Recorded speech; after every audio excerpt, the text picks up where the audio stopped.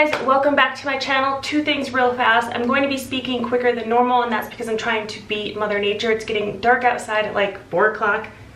Literally, it's 3:45. So my apologies, slow me down if you need to. The other item I need to address is the fact that I am not in my normal office. If you already follow me on Instagram or Facebook, you already know this news. I sold my home. I sold my first home. From here out, I will refer to it as the Hollywood house.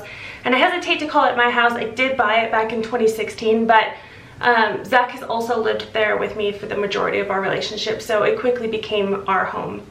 So we were in the Hollywood house for about 5 years, and pretty much ever since COVID and Zach's dad's stroke, we had started having conversations about selling our house and moving, and what did we want to do, what's the next step.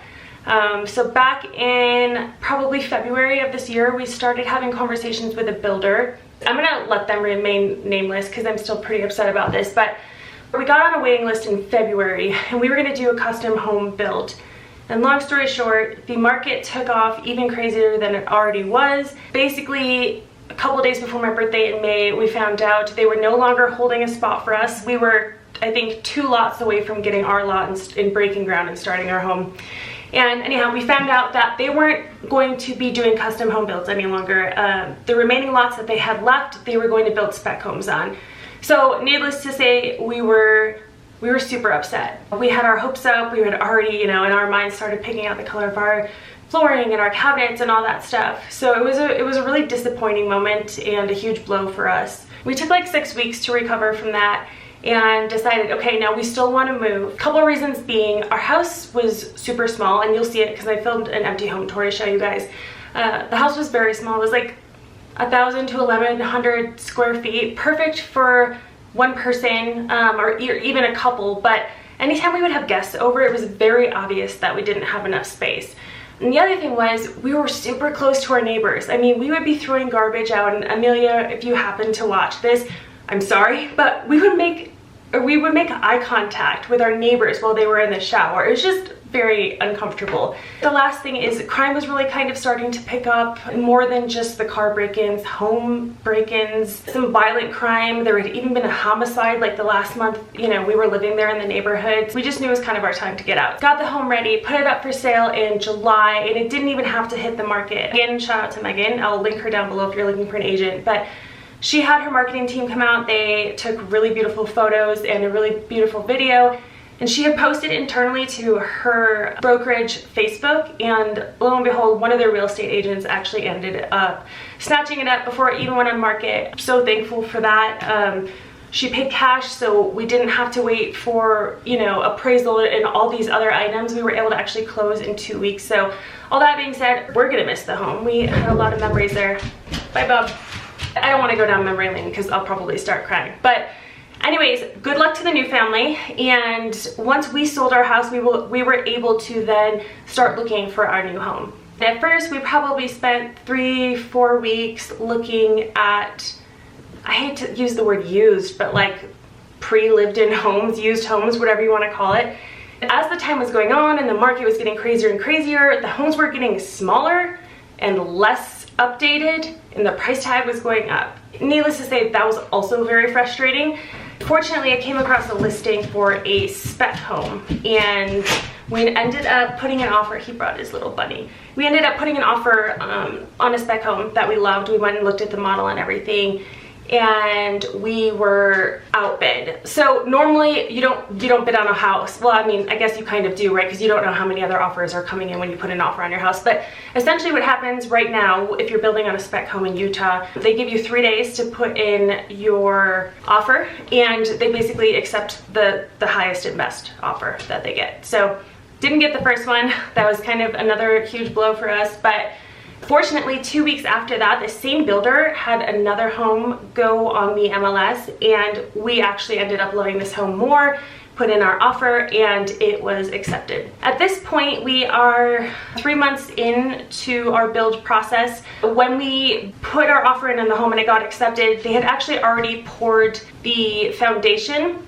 and even some of the framing was done. So we didn't get to see ground broken or anything like that, but we've been involved since the very beginning stages. And I'll probably save all of the photos and stuff for another video. And in fact, I think I'll just save any other details for another video, because there's just a lot of information there, and that would be really fun to share. So basically, this video is just, you know, a way to say goodbye to our Hollywood home, our first home, and I wanted to give you guys a empty home tour. Let's say goodbye to the Hollywood house. So in case you're not familiar with Utah, I live in a section of Salt Lake City called Sugar House or Liberty Wells. So a lot of the homes here are cottages or these bungalow styles. So right when you walk in the front door, you're gonna see the living room. And there's a wall unit here, but this home did have central AC. And then right to the right is the first bedroom. And this is where I used to have my office.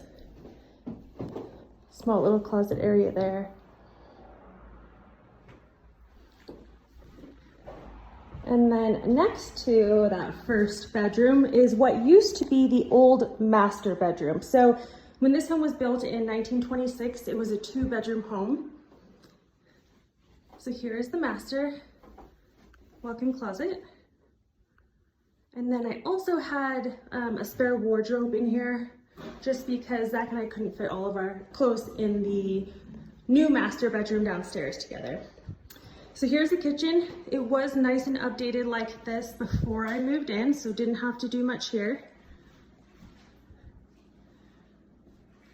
Really nice cabinets and countertops. Hi, Bobby. And then right off of the kitchen is a small laundry room. And then the original master bath.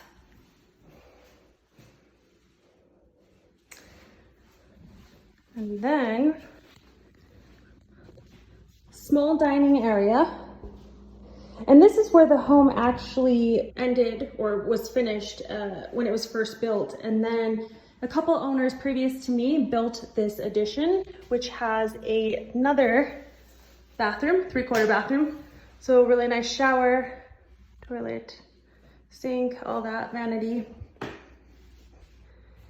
And then this nice little master suite down here. And the closet. You can see there's no way Zach and I could have fit both of our clothes in here. So mine were upstairs. And what I really liked about this room is there's a koi pond just outside here with a little waterfall, and you can hear the water running, and it was so relaxing. So here's another door to the outside. So when you exit here, it takes you into the backyard. Sorry, we're still moving that. Nice big driveway, 2-car garage, detached. And then this shed here, which actually had air conditioning as well. That's where we used to keep all of our outdoor gear. And then, as I mentioned, the koi pond. When I first moved in, this was all rock and stone where I put this red bark down, and there was no grass. It's destroyed now from Bob, but we did a lot of work putting this grass in. And then same thing with the front yard. It used to be just a bunch of really ugly xeriscaping. Hey, Zach! And then I'm gonna take you guys to the last spot in the house.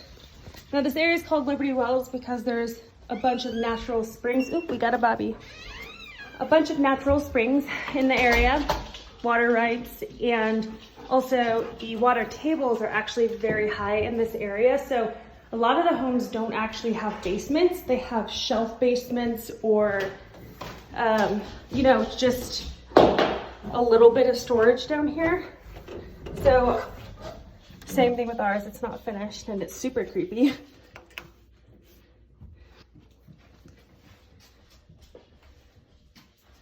Oh yeah, and then of course the mechanics are down here as well. And then this creepy area under the stairs. One day I was cleaning up down here and I actually saw that somebody had written, "Good luck to all those who dwell here," in spray paint, and some of the other owners tried to clean it up. So that was really creepy. Anyhow, the first couple years that we lived here too, whenever it would rain, the water would come up through some of these cracks in the floor here. So we had a French drain system installed with a sump pump. So the sump pump is what you see here, and then you can kind of see the little fencing and drainage here. So that will keep the basement super dry for many years to come. So if the new owners want to explore, you know, digging it out or something, they might be able to do that. But that is about it. Really great first home. Really happy to have lived here for as long as we did. And looking forward to what's next to come, of course, which I will share more in the next video. But until then, we'll see you later.